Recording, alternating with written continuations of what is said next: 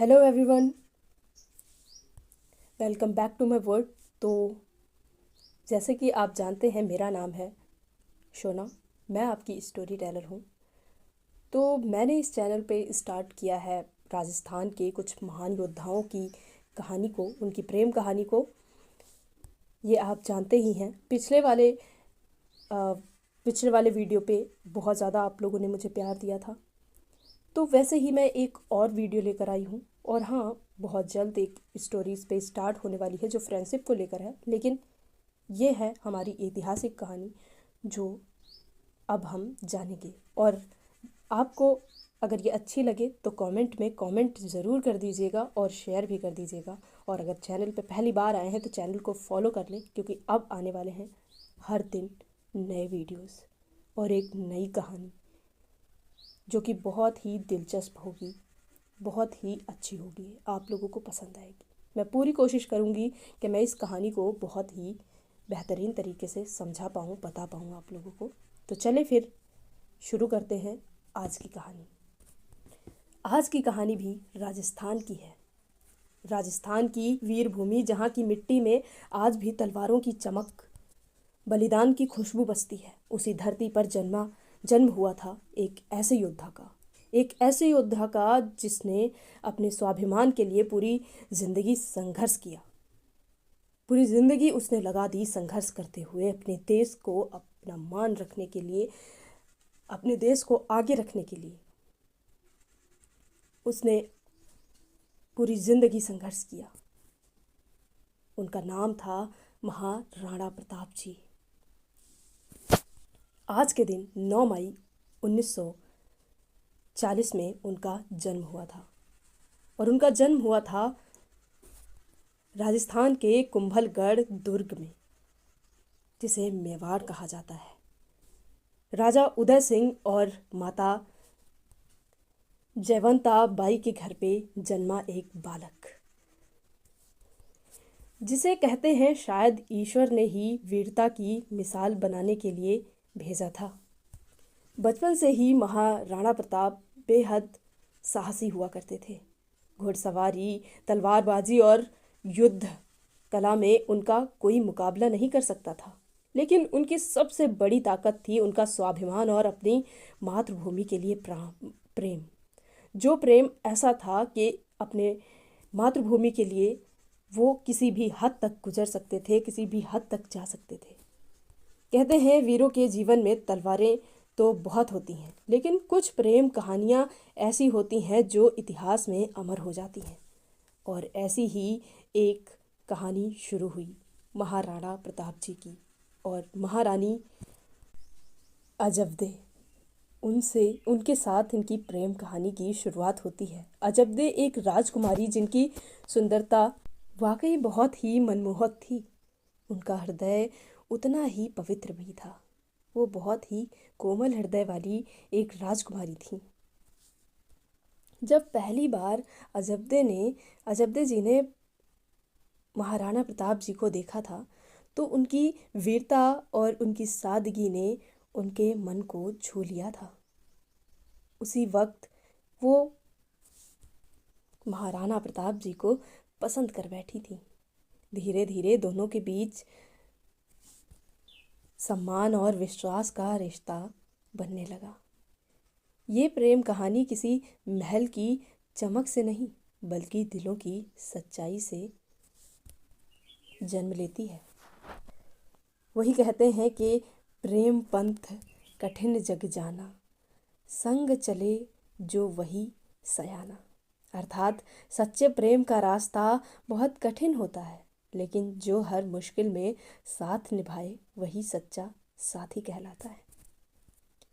समय यूं ही बीतता गया और फिर वो दिन आया जब महाराणा प्रताप जी और अजबदे विवाह के संबंध में बंध गए। लेकिन उनकी कहानी केवल प्रेम तक सीमित नहीं थी। आगे बहुत सारे संघर्ष आने वाले थे, युद्ध और त्याग।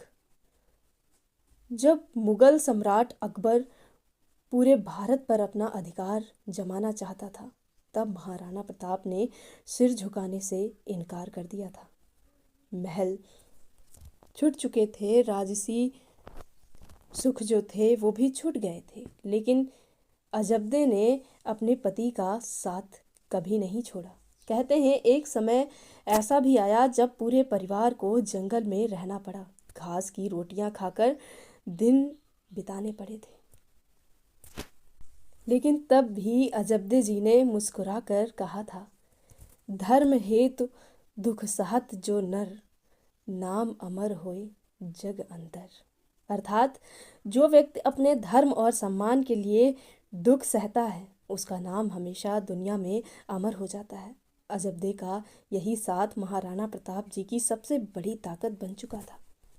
ये केवल एक राजा और रानी की कहानी नहीं, ये प्रेम, त्याग और स्वाभिमान की वो अमर गाथा है जो सदियों बाद भी लोगों के दिलों में जिंदा है। महाराणा प्रताप जी ने कभी अकबर के सामने सिर नहीं झुकाया और अजब्दे ने कभी अपने प्रेम को कमज़ोर नहीं पड़ने दिया।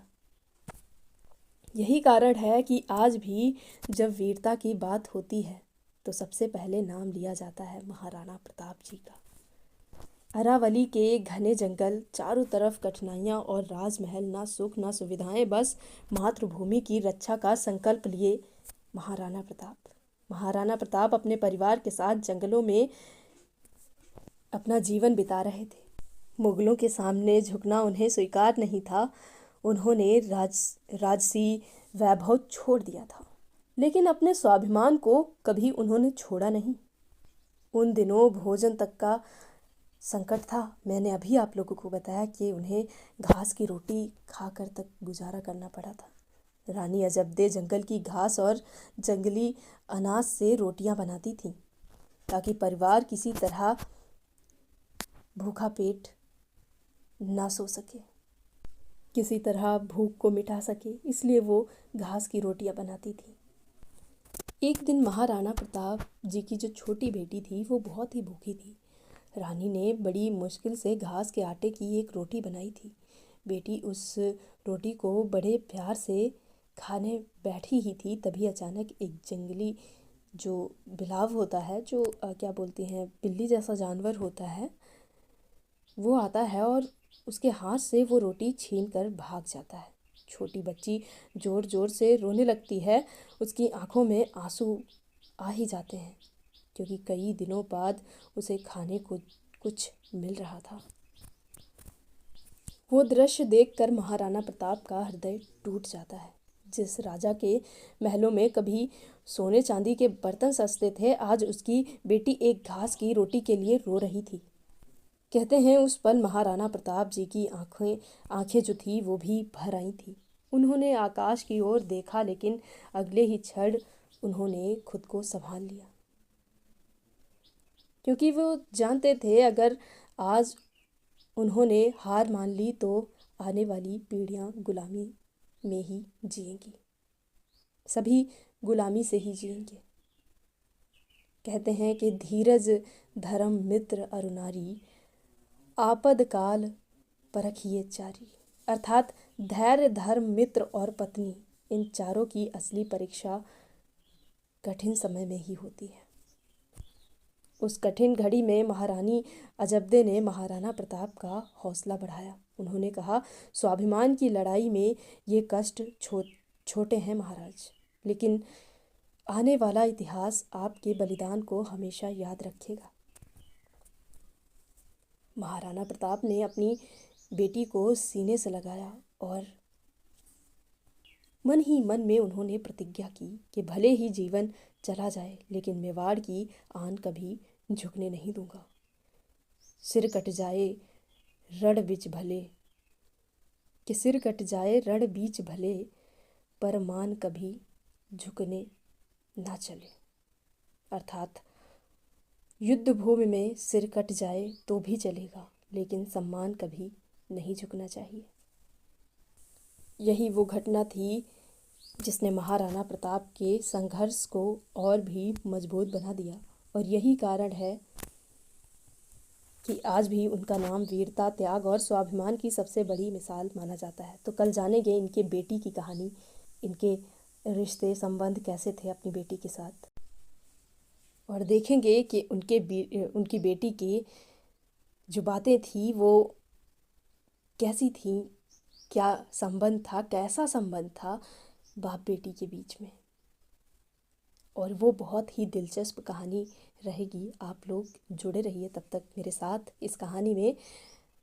मिलते हैं अगले भाग में, तब तक के लिए आप लोग अपना ध्यान रखें और कुछ युद्ध के, कुछ लड़ाइयों के बारे में भी, महाराणा प्रताप जी के बारे में बहुत सारी चीज़ें और भी जानेंगे। तब तक के लिए आप लोग अपना ध्यान रखें। कमेंट सेक्शन में कमेंट करके ज़रूर जाइएगा और बताइएगा आप लोगों को स्टोरी कैसी लगी, और ऐसी ही स्टोरी सुनने के लिए आप मेरे साथ बने रहें। Thank you so much.